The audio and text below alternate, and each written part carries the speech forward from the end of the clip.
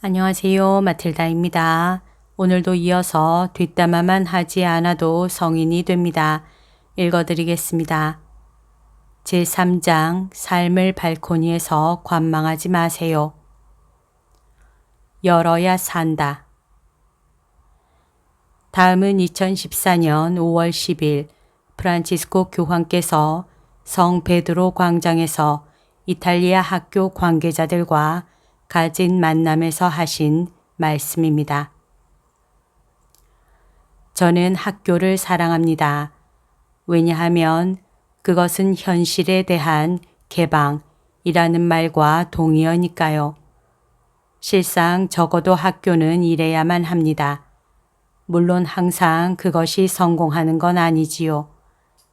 그럼에도 학교는 기존의 방식에서 조금씩 변화해야 합니다. 학교에 간다는 것은 정신과 마음을 양적, 질적으로 현실에 개방한다는 뜻이니까요. 이에 우리는 현실에 대해 두려워할 권리가 없습니다. 학교가 우리에게 현실을 이해하는 법을 가르치니까요. 다시 말씀드리지만 학교에 간다는 것은 정신과 마음을 양적, 질적으로 현실에 개방한다는 뜻입니다. 그리고 이는 정말 대단한 일입니다. 학교를 통해 처음에 우리는 그 이전과는 180도 다른 것을 접하게 됩니다.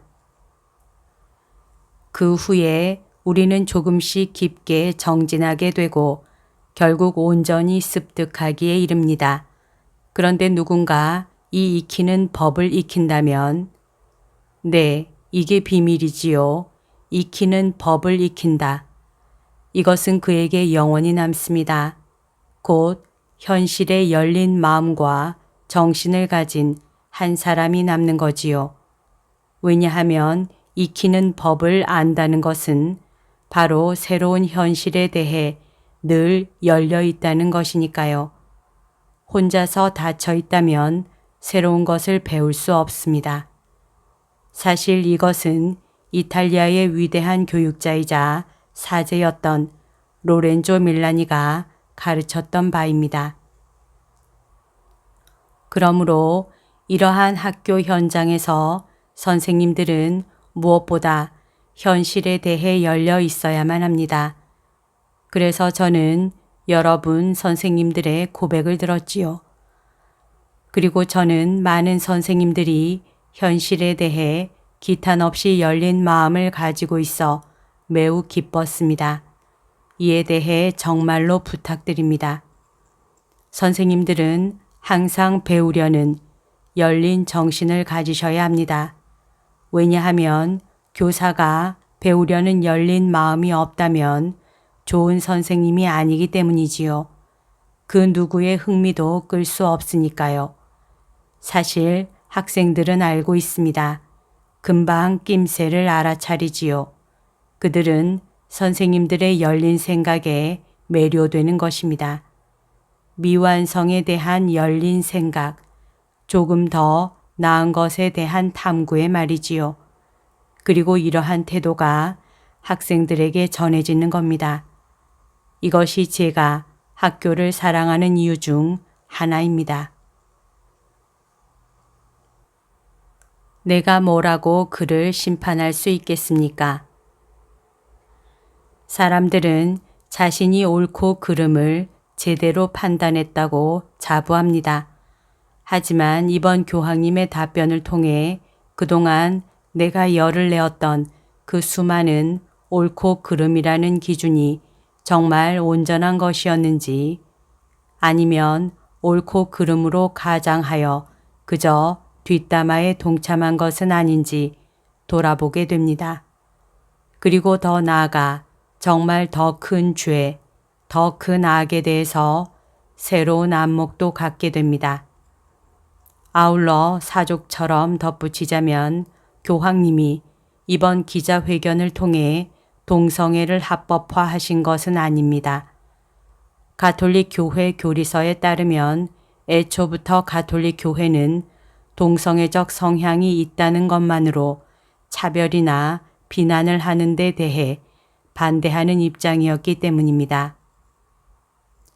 다음은 2013년 7월 28일 프란치스코 교황께서 브라질 세계 청년 대회를 마치고 돌아오는 비행기 안에서 있었던 기자회견 내용입니다.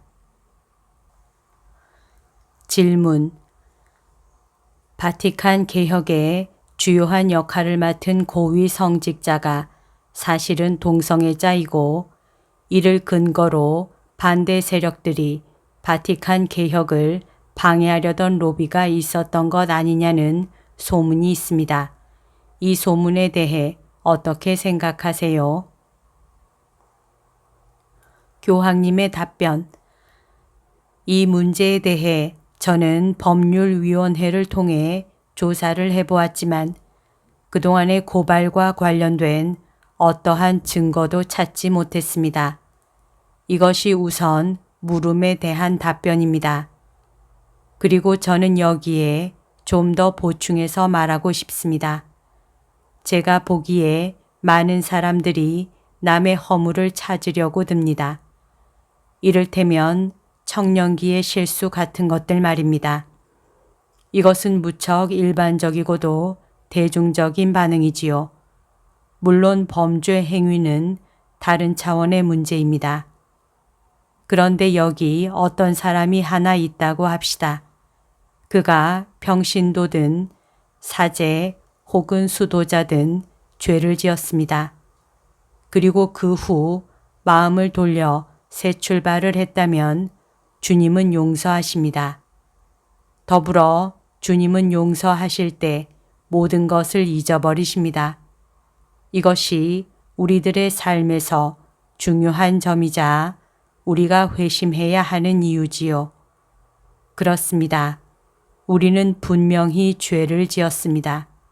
그런데 주님은 잊어버리셨지만 우리는 잊지 못했습니다. 왜냐하면 우리가 보기에는 주님이 우리들의 죄를 잊지 않으실 것처럼 여겨지기 때문입니다. 그러나 이것은 매우 위험한 생각입니다. 신학적으로 죄는 중요합니다. 그래서 저는 자주 베드로 사도에 대해 묵상합니다. 사실 그는 최악의 죄를 지었습니다. 그리스도를 부정했으니까요. 그런데 이런 죄를 교황도 범합니다. 그러니 우리 생각 좀 해봅시다. 다시 처음의 질문으로 돌아가 봅시다. 이번 경우 제가 밝혀보려고 했지만 어떠한 점도 찾을 수 없었습니다. 이는 첫 번째 질문에 대한 답입니다. 그리고 두 번째로 동성애 로비에 대해 말하지요. 참 많이도 기사에 썼더군요. 하지만 저에게 접근하여 로비를 할 수 있을 법한 바티칸 근무자 중 그의 인사카드에 동성애자라고 쓰인 사람은 없었습니다. 이 문제를 제기한 사람들은 그런 사람들이 바티칸에 있다고들 말하는데도 불구하고 말입니다. 더불어 저는 믿습니다. 설령 로비라는 것을 한 사람이 있고 그가 동성애자라고 밝혀진다 하더라도 동성애자라는 점은 별 중요한 사안이 되지 않을 것이라고 말입니다. 모든 로비는 전부 좋지 않기 때문입니다. 그것은 정말 나쁜 짓입니다. 또한 어떤 동성애자가 있는데 그가 주님을 찾고 선한 마음을 지니고 있다면 내가 뭐라고 그를 심판할 수 있겠습니까? 가톨릭 교회 교리서에서는 이를 매우 아름답게 기술하고 있습니다. 네, 누구도 우리가 사는 곳과 저 멀리 다른 곳에서 살게 해서는 안 된다 라는 말이 있습니다. 이 말처럼 그 누구도 사회에서 차별 대우를 받아서는 안 됩니다. 그러므로 이번 사안에 대해 정리해 보겠습니다. 첫 번째로 우선 로비를 했다는 사람이 우리 기관 내에는 없습니다. 직원들 하나하나를 모두 알아보았지만 그런 사람은 아무도 없었습니다.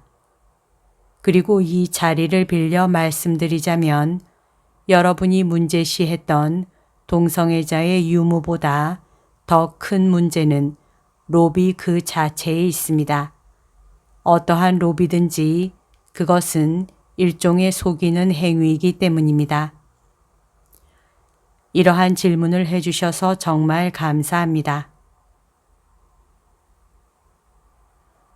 여기까지가 오늘 들려드릴 내용입니다. 오늘도 하느님의 뜻 안에서 서로 사랑하는 하루 보냅시다.